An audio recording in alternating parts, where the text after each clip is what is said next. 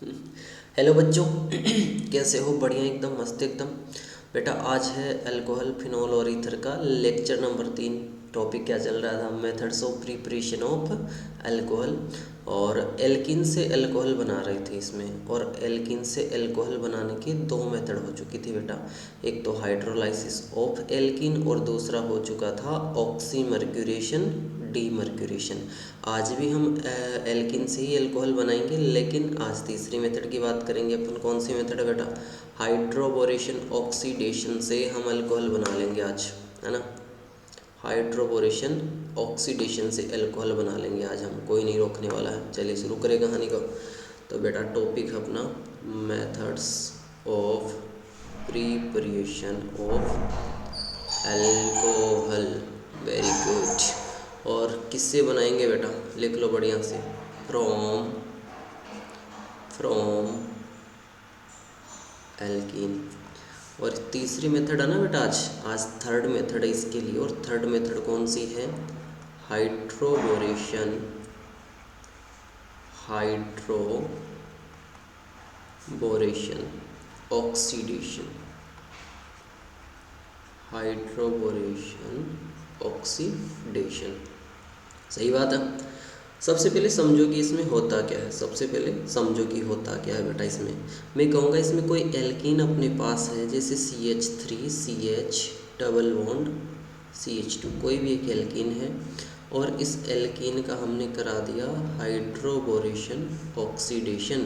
तो क्या बनेगा? अल्कोहल बनेगा। और कैसा अल्कोहल बनेगा? इस तरीके का। सुनना सुनना, इस तरीके का अल्कोहल बनेगा बेटा। अब ताज्जुब की बात क्या है? ताज्जुब की बात क्या है मैं बताता हूँ। अब तक की जिन मेथड्स में हम अल्कोहल बना रहे थे, उन सब में अल्कोहल कैसे बन रहा था कि जो मोर डिग्री वाला, ज़्यादा सब्सटीट्यूटेड जो कार्बन है ना बेटा, ज़्यादा कह सकते बीच वाला, भीड़ भाड़ वाला कार्बन है, उसके ऊपर OH आ रहा था।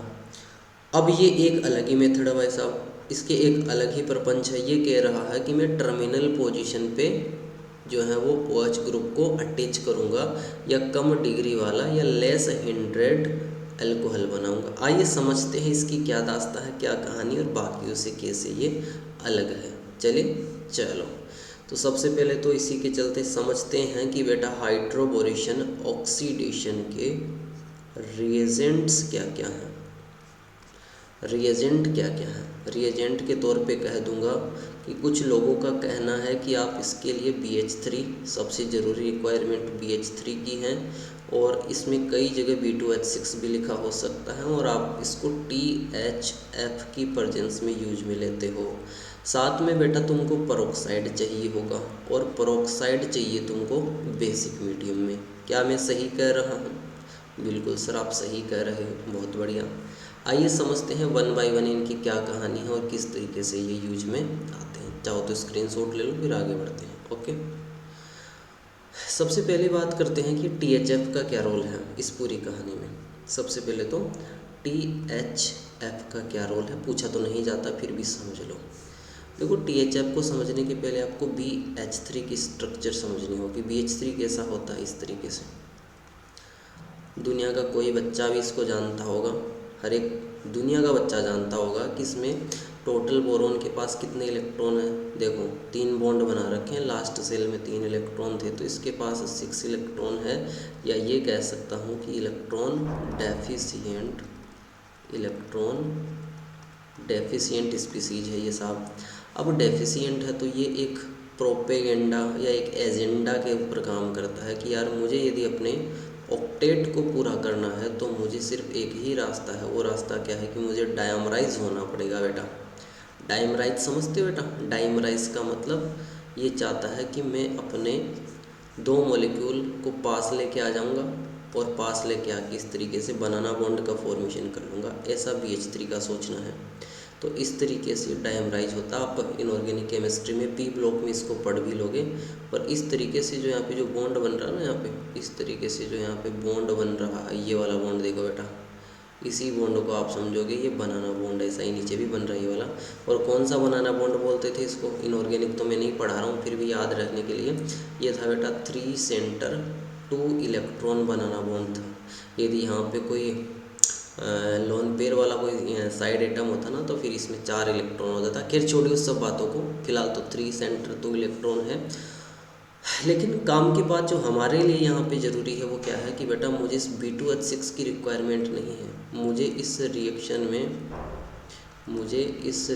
में रिक्वायरमेंट जिस रिएजेंट की है वो B2H6 नहीं है, वो BH3 है। लेकिन सर अभी तो आपने कहा कि BH3 तो तुरंत के तुरंत अभी के अभी किस में कन्वर्ट हो जाता है, B2H6 में। तो भाई इसी चीज़ के लिए तो THF की रिक्वायरमेंट पड़ती है। THF कहता है BH3 से कि BH3 भैया तू डायमराइज मत हो, मैं तुझे इलेक्ट्रॉनों की पूर्ति करूँगा। कैसे, आपको याद दिलाना चाहूँगा कि एक स्ट्रक्चर होती है और इस स्ट्रक्चर को देखो, इस स्ट्रक्चर को हम बोलते हैं फ्यूरेन। क्या बोलते हैं बेटा, इसको फ्यूरेन बोलते हैं। और इसी फ्यूरेन से एक स्ट्रक्चर बन जाती है ऐसी, ईथर की प्रेजेंस में। किसकी प्रेजेंस में, ईथर भी हम रखते हैं इस तरीके से, और इसी को बोलते हैं THF। क्या नाम है इसका पूरा बेटा, टेट्रा हाइड्रो फ्यूरेन। ठीक है, इसकी प्रेजेंस में कहा जाता है कि ईथर इसके लिए रिक्वायरमेंट होता है। ईथर की ज़रूरत इसमें ख़ास तौर पे पड़ती है। तो ये जो THF है बेटा, ये BH3 को कहता है कि तू चिंता मत कर, तू इलेक्ट्रॉन डेफिशिएंट है ना, तो मैं जहाँ जहाँ भी तू रिएक्शन करने के लिए जाएगा मैं तेरे साथ साथ चलूँगा और वो इलेक्ट्रॉनों की जो डेफिशिएंसी है उसकी पूर्ति मैं करूँगा। तो ये अपने लोन पेरिस को हमेशा डोनेट करता रहता, पर रिएक्ट नहीं करता साहब, रिएक्ट नहीं करता। साइक्लिक कंपाउंड है, काफ़ी इनर्ट भी है, बात को समझिए आप लोग। ये सिर्फ इलेक्ट्रॉनों की पूर्ति करता है BH3 को लेकर, तो साथ साथ चलता है, ये इसका यूज है। अब BH3 डायमराइज नहीं होता है, तो THF का क्या रोल है बेटा, THF के लिए लिख भी सकते हो कि it prevents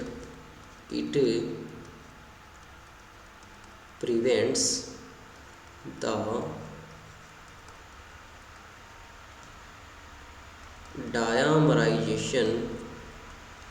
dimerisation of BH3।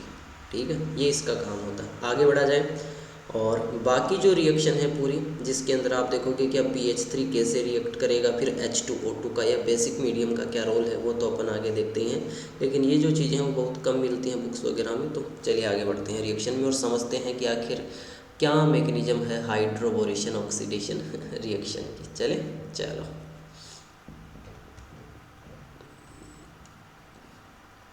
चलो देखिए, तो चलिए शुरू करते हैं। सबसे पहले अपन कोई एल्कीन बना लेते हैं। देखो इसे, जैसे CH3 है, CH है, डबल बॉन्ड CH2।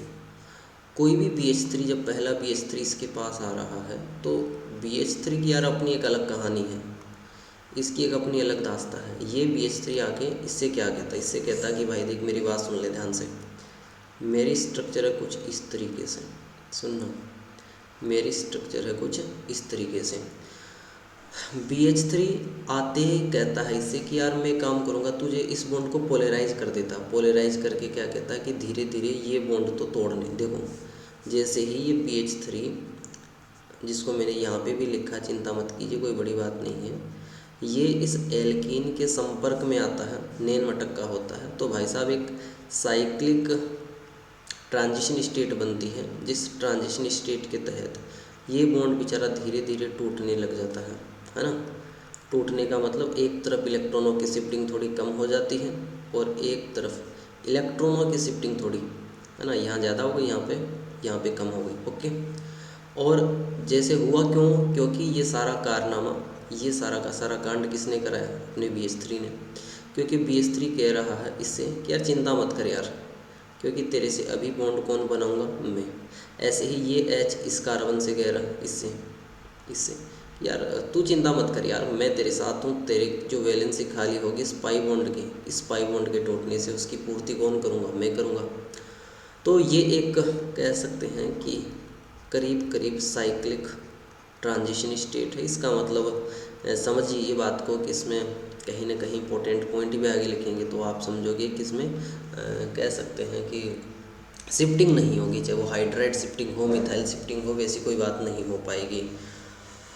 फाइनली क्या होगा फिर आप समझोगे कि वैसे भी बोरॉन के ऊपर तो पॉजिटिव चार्ज ही होता है और इसके ऊपर नेगेटिव होता है यहाँ पे। तो फाइनली यहाँ पे कंपाउंड बनेगा, ध्यान देना, CH3।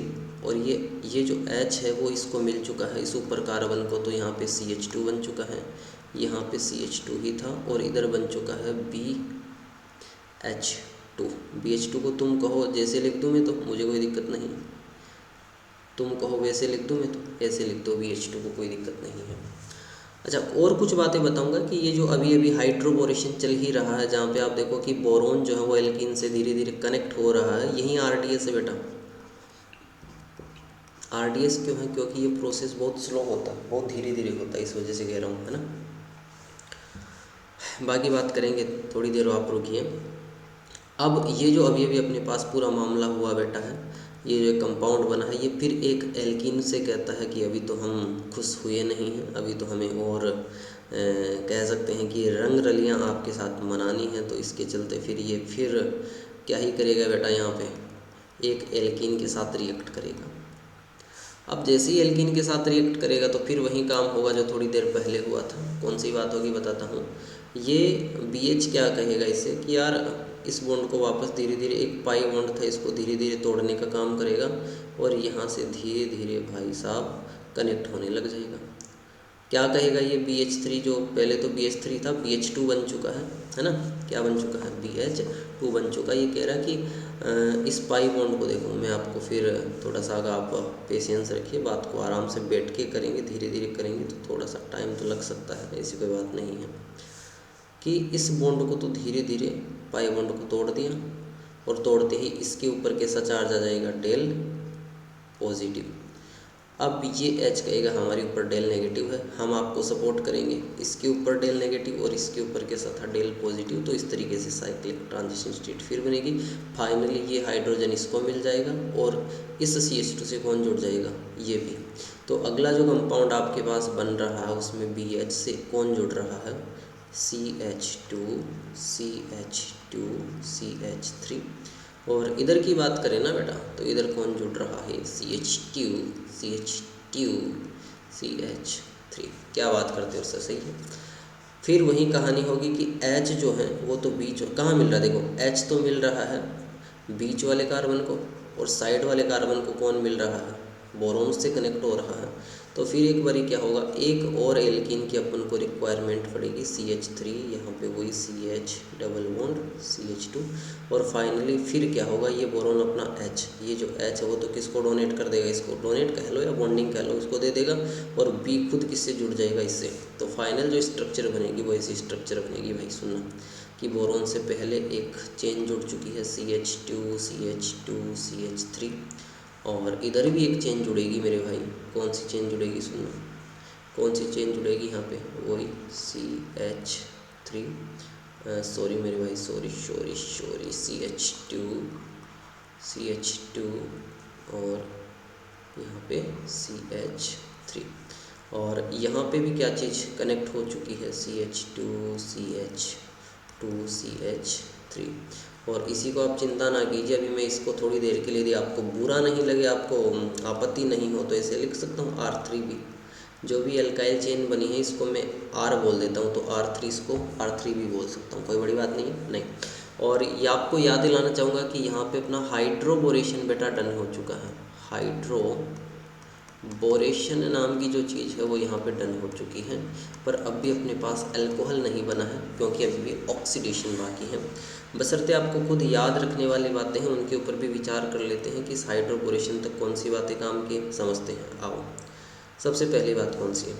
सुनना, स्टार लगा के लिख लिया जाए। सबसे पहली बात तो इसमें RDS पहला ही है, जो आपको यहाँ तक पूरी प्रोसेस चली है, यही टाइम टेकिंग है, इसी में टाइम लगता है, तो ये RDS है। दूसरी ज़रूरी बात कौन सी है कि सर इसमें देखिए आप लोग कि एक तो साइक्लिक ट्रांजिशन स्टेट बन रही है ना भाई। एक तो इसमें जो फर्स्ट स्टेप आपको दिखाई पड़ रहा है, फर्स्ट स्टेप दिखाई पड़ रहा है, यदि मैं कंक्लूजन लिखूँ तो वही क्या है, इसमें RDS है। दूसरी बात आपको ये कहना चाहूँगा कि इसके अंदर साइक्लिक ट्रांजिशन स्टेट बन रही है। इसका मतलब आप कहोगे कि नो हाइड्राइड या मिथाइल या फिनाइल जितनी भी टाइप की शिफ्टिंग होती है वो शिफ्टिंग नहीं हो पाएगी। और कौन सी बात यदि मैं लिखना चाहूँ तो शायद साइड इधर ही लिख ले। आप देखोगे कि जो बेचारा BH3 है ये यार मतलब कहीं ना कहीं जाके पोलराइज भी कर रहा बॉन्ड को, फिर यहाँ पे इसके साथ कनेक्शन भी बना रहा है। तो कह सकते हैं इसको बहुत ज़्यादा हिंड्रेंस का सामना करना पड़ता है कि सारे के सारे एटम स्फेरिकल होते हैं, गोल होते हैं। तो इसके चलते बीच में जाके बहुत भीड़ भाड़ में जाके रिएक्ट करना तो काफ़ी मुश्किल हो जाता है, ये तो आपको याद ही रखना पड़ेगा। तो इसके चलते मैं कह सकता हूँ कि इसमें जितना कम हिंड्रेंस होगा ना, इसीलिए कहूँगा कि जो स्टेरिक हिंड्रेंस, शॉर्ट में SH लिख रहा हूँ, वो इस रिएक्शन के रेट ऑफ रिएक्शन के इन्वर्सली प्रोपोर्शनल होता है। समझ में आ गई मेरी बात को? यदि मैं इसके लिए आपको, चलो यहाँ तक तो आप देखोगे कि क्या कंप्लीट हो चुका, हाइड्रोबोरेशन कंप्लीट हो ही चुका है और आगे बढ़ा जाएगा पर, है ना। कुछ एग्जांपल दे देता हूँ, आप समझाना मुझे। ऑक्सीडेशन बाकी है, पता है मुझे, है ना। जैसे मैं आपसे कहूँ कि एक तो आपके पास यही एल्कीन है, सुनना, जैसे CH3 है, CH है, डबल बॉन्ड CH2 है ना, है ना। सॉरी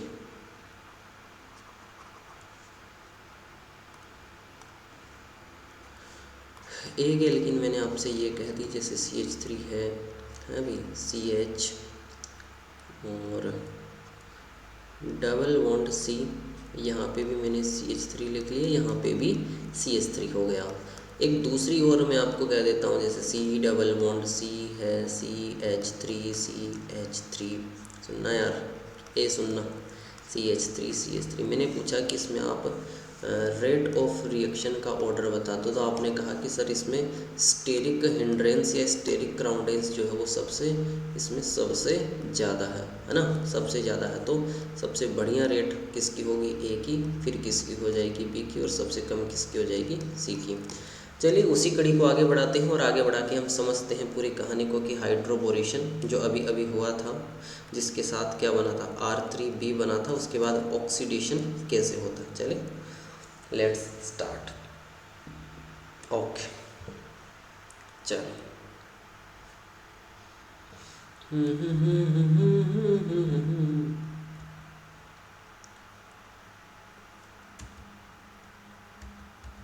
चलो, चलो ठीक है। ओके देखो, आपने भी मुझे कहा था बेबी कि सर क्या बना है यहाँ पे। मैंने कहा कि सर R3B बना था। R यहाँ पे क्या थी? वही अल्काइल चेन थी।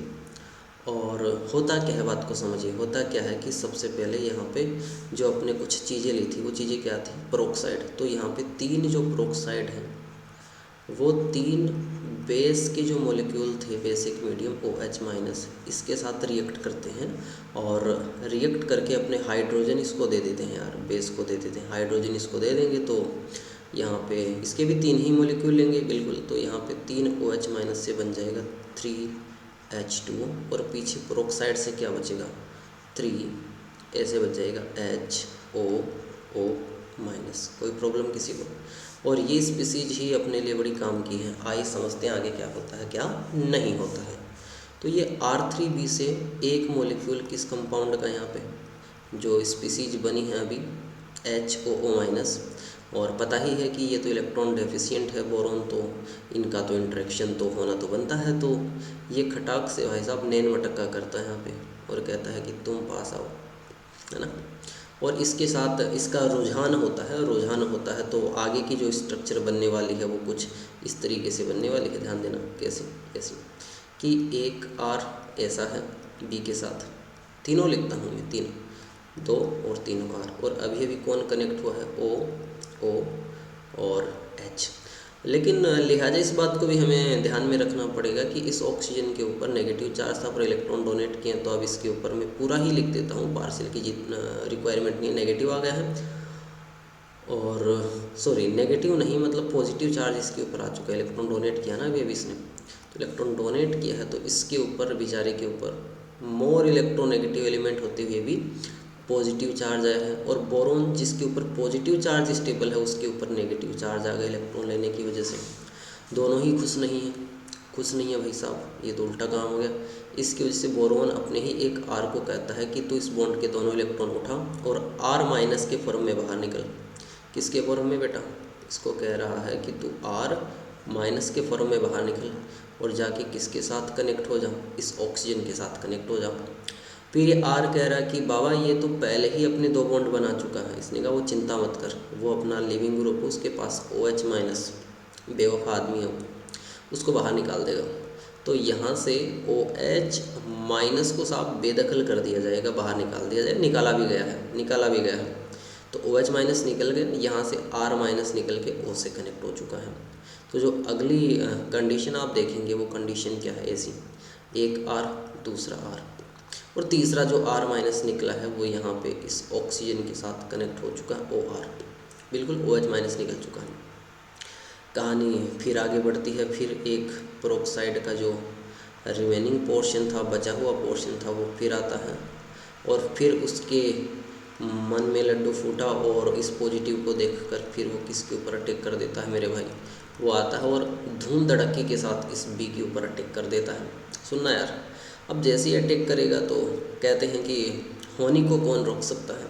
बिल्कुल होनी को कोई रोक नहीं सकता है। एक OR पहले से था और अभी लिहाजा इस बात को भी हमें याद में रखना पड़ेगा कि क्या ही चीज़ हो जाएगी यहाँ पे।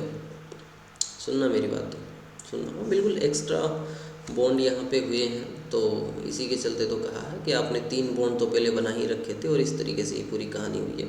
समझो इस बात को, आप समझो। अच्छा, तो अभी अभी इसके साथ कौन कनेक्ट हो गए हैं? O है, एक O है, एक H है ना। बोरॉन तो खुश है कि इसको तो इलेक्ट्रॉन चाहिए थे, मिल गए हैं, लेकिन इसके ऊपर कैसा चार्ज आ गया? पॉजिटिव, और इसके ऊपर नेगेटिव। पर जब बाद में पता चला कि इलेक्ट्रॉन ले तो लिए लेकिन झेल नहीं पा रहा हूँ भाई, झेल नहीं पा रहा, तो फिर ये कहेगा इसी R से, क्या कहेगा कि भाई अब तो हो नहीं पाएगा जैसा तुम सोच रहे हो वैसा, तो एक काम कर, इलेक्ट्रॉन ले इस बॉन्ड के और लेके निकल जा माइनस के फॉर्म में। और ये R कह रहा कि मालिक मैं कहाँ जाऊँगा यार, मुझे आप भरी जवानी में कहाँ निकाल रहे? इसने कहा तू ऑक्सीजन के ऊपर जा, उसका पॉजिटिव ख़त्म कर। उसने कहा उसके तो पहले से 2 बॉन्ड है, तो ये कह देगा अपने OH माइनस के फॉर्म में बाहर कर देगा ये। देखो क्या बना है, ये बोरोन है। कह रहे हो कि सर मार कर तो सर ब्लैक ही ठीक है सर। देखो ये बोरोन था, एक R ही बचा है क्योंकि एक R तो ये वाला R तो निकला है जाके इस ऑक्सीजन के पास आ चुका है। ये वही ऑक्सीजन है जिसने अभी अभी अपना OH बाहर किया है। तो यहाँ पे माइनस OH माइनस हुआ है क्या? अभी अभी हुआ है, एक पहले स्टेप में हुआ था, एक अब हुआ है ना। एक OR पहले आ चुका था, तो बॉन्ड वही 3 के 3 है, कोई प्रॉब्लम नहीं है। फिर एक बारी जो है वो इसके ग्रह नक्षत्र थोड़े जोर डालेंगे, फिर वहीं एक स्पीसीज पेरोक्साइड की 3 ली थे ना, आएगी इसके पास और आके कहेगी कि मेरे यार की शादी है। कैसे? ये कहेगी कि यार बोरोन यार तेरे ऊपर तो पॉजिटिव चार्ज होता ही है पार्शियली, क्यों ना हम भी आपके पास ही आ जाएं। एक OR था, एक OR आ भी चुका है। सुनना मेरी बात को, एक R था यार, और अभी अभी कौन कनेक्ट हो चुका है यहाँ पे? ऑक्सीजन, ऑक्सीजन और हाइड्रोजन। और लिहाजा इस बात को भी कहा जा सकता है, बढ़िया से कहा जा सकता है कि इसके ऊपर अब पॉजिटिव चार्ज आना तो बनता है और इसके ऊपर नेगेटिव चार्ज, जिसको झेल नहीं पाएगा, ऐसा समझो इस बात को, है ना। साइमल्टेनियसली, हालांकि ये पूरी प्रोसेस साइमल्टेनियसली होती है, पर बात को समझना पड़ेगा आपको कि यहाँ से इस नेगेटिव को ख़त्म करने के लिए इस इलेक्ट्रॉन को निकाल दिया जाएगा इसके फॉर्म में, है ना, R माइनस के फॉर्म में। पूरा लिखो क्या? बिल्कुल R माइनस के फॉर्म में निकाला जाएगा, पर ये R माइनस निकल के कहाँ पे आता है? ये आएगा अपने इस ऑक्सीजन भैया के पास। और थोड़ा सा सर आप स्क्रीनशॉट ले लीजिए, मैं थोड़ा इसको ऊपर कर देता हूँ। ओके, ये R माइनस इसके पास आएगा, लेकिन बॉन्ड एक्स्ट्रा नहीं हो तो OH माइनस को फिर बाहर कर दिया जाएगा। OH माइनस तो भाई बाहर हो चुका है। बोरोन की बात कर लेते हैं, एक OR आ चुका था, दूसरा भी आ चुका था, तीसरा R अभी अभी इस ऑक्सीजन के पास आया है, तो ये भी बन चुका है OR। ये OH बाहर निकल चुका है, तो 3 OH माइनस बाहर निकल चुके हैं। सुनना मेरी बात को। और नई जो अपने पास कंपाउंड बना है, नया जो अपना ब्रो बना है, वो है कि बोरोन के साथ सर 3 OR जुड़े हुए हैं। कितने OR जुड़े हुए हैं? 3 OR। मज़ा आ जाएगा बात को समझना। अब अगले स्टेप में क्या होगा, सुनना मेरी बात को, यहीं लिख दो सर। अगले स्टेप में जो पानी अभी अभी निकला था, सॉरी, पानी जो अभी अभी बना था, वो पानी कौन सा था? 3 H2O थे। वो तीनों के तीनों H2O कैसे होते हैं बेटा? 3HOH। उनसे तीनों से ही कौन सी चीज़ यहाँ से H प्लस निकलता है, और वो H प्लस ही यहाँ से OR से, कहाँ से?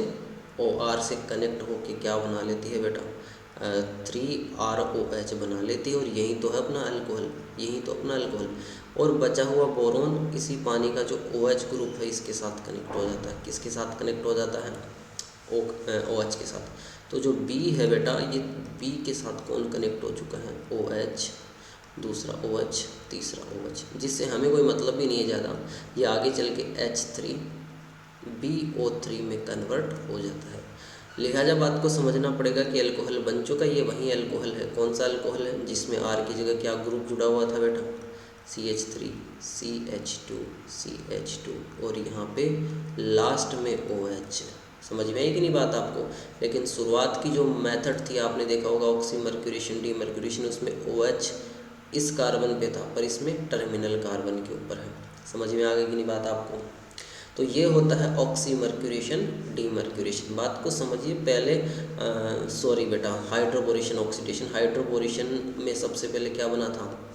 हाइड्रोबोरेशन में सबसे पहले बना था आपके पास, देखिए यहाँ पे R3B।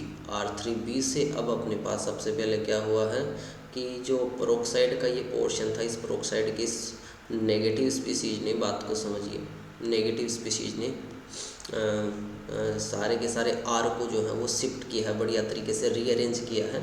और कुल मिला के ये कहानी आपको अल्कोहल बनने की दिखाई पड़ रही है।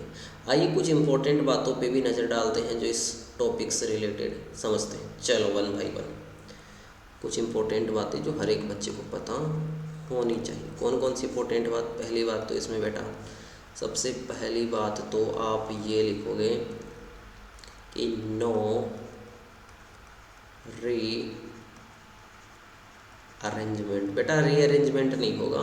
इसका रीजन क्या है? इसका रीजन है यहाँ पे साइक्लिक ट्रांजिशन स्टेट।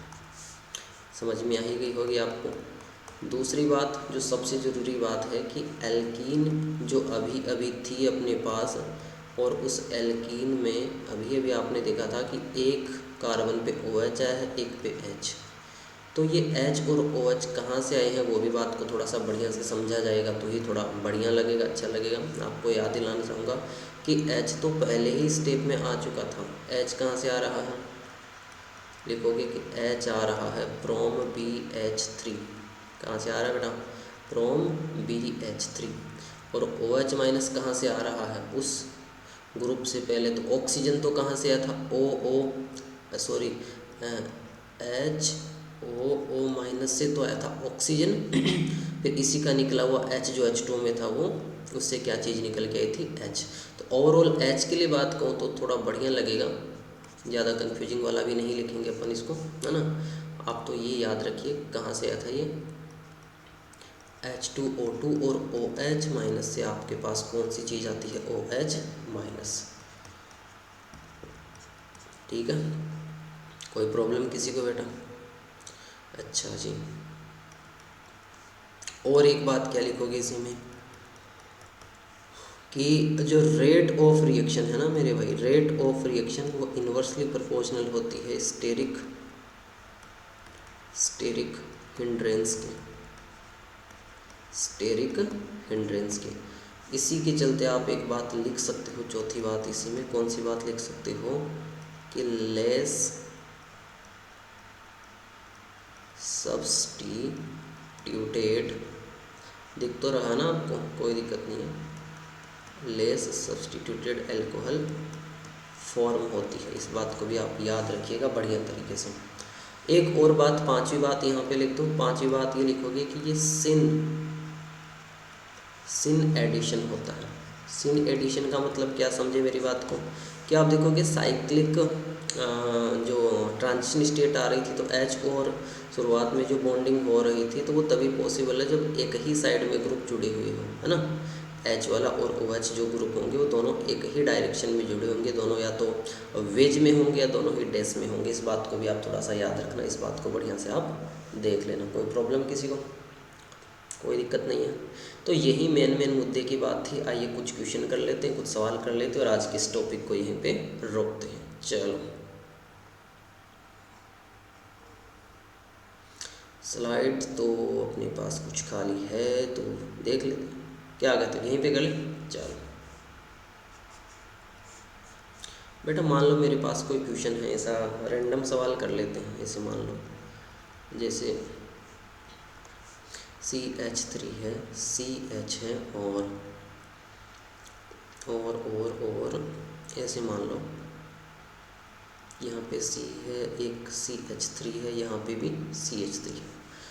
और ये मानते हुए कि इसमें हाइड्रोबोरेशन ऑक्सीडेशन होगा। इसकी रिएक्शन पहले मैं करा देता हूँ आपके पास BH3 के साथ, और साथ में पूरी बात लिखेंगे H2O2OH-। क्या प्रोडक्ट बनेगा? THF है क्या सर? बेटा THF तो लेना ही है, इसका फंक्शन तो समझा ही चुका आपको कि इससे आएगा H और इससे आएगा OH। OH कहाँ पे आता है? लेस 100 पे, यहाँ पे। तो क्या कंपाउंड बनेगा? CH3 और यहाँ पे CH, है ना। तो क्या बात कह रहे थे सर इसमें? इस पे लगा दो आप OH और यहाँ पे सर थोड़ा सा ठीक है, कोई दिक्कत की बात नहीं है, कोई प्रॉब्लम की बात नहीं है। ओके जी, वेट 1 मिनट। क्या कहोगे कि ब्रो यहाँ पे C था, CH3 था, CH3 था और इधर क्या आ जाएगा? H। तो ये प्रोडक्ट बन जाएगा, कोई प्रॉब्लम किसी को?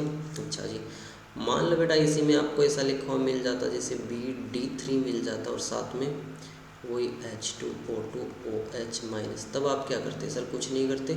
इस बार आप ये कह रहे थे ना कि इसके ऊपर कौन सी चीज़ आएगी? OH कम हिंड्रेंड है, लेस हिंड्रेंड है, इसके ऊपर कौन सी चीज़ आनी चाहिए होती है बेटा? है ना, इसके ऊपर OH और इसके ऊपर H।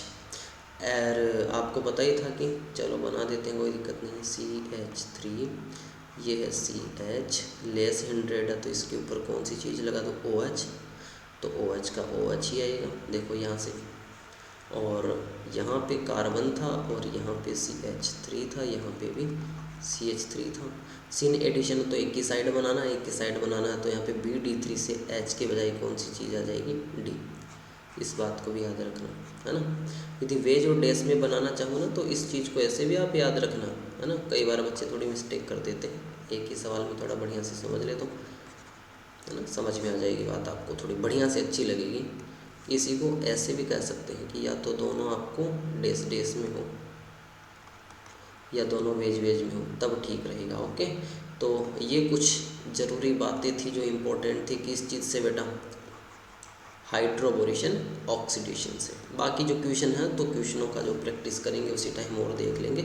मेन कंसेप्ट तो यही, इनसे बाहर कुछ भी नहीं जाने वाला है। चाहे आप नीट का एग्ज़ाम दो या फिर आप कह सकते हैं कि JEE मेंस का एग्ज़ाम दो, एडवांस में भी इस टॉपिक से तो ऐसे ही सवाल बनेंगे। ओके, चलिए मिलते हैं अगले लेक्चर में और methods of preparation of alcohol की बाकी मेथड्स पे विचार भी करते हैं। ओके, तब तक के लिए पढ़ाई करते रहें और टेक केयर, बाय।